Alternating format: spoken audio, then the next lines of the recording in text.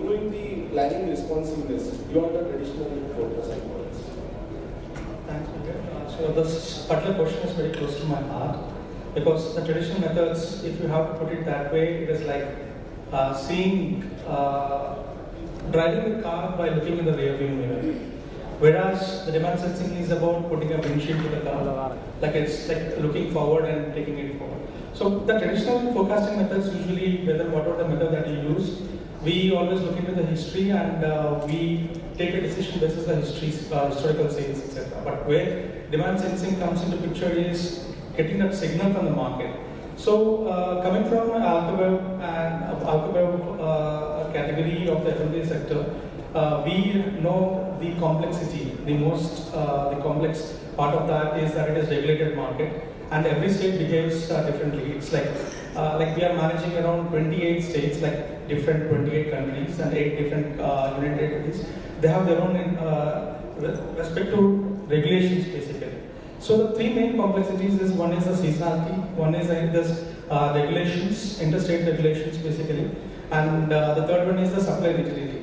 So in a beer company, part of the 𝐼𝐬𝐬𝐿, so the production cycle itself is ranging from 12 to 28 days. So we don't have the flexibility in terms of the supply of the materials, so that's where it becomes a challenge. So with these three complexities, it becomes very critical that we need to look forward rather than looking at the backwards and basis the historical sales trends, forecasting the future trends.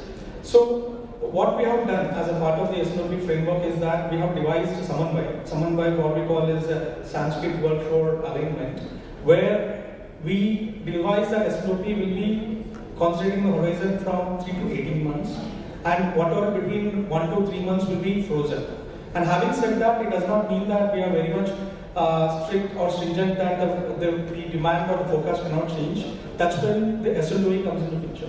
And the demand sensing, it becomes very prominent in these 3 months. So what we do is we don't not only check the primary sales, we also get into the secondary sales part of it. Understand what is the depot stock levels, the government depot stock levels, and also understand what is the competitor activities that are going on in the market.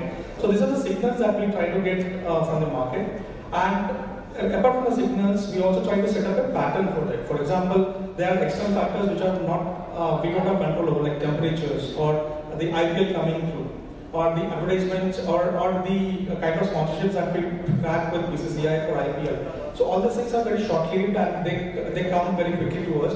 So once we consider these external factors, we need to put a quantification to that. For example, if there is a 2 degree increase in temperatures, how is that going to affect my sale? Basis that, like to just quote an example, so basis that we need to ensure that our supplies are getting up for that.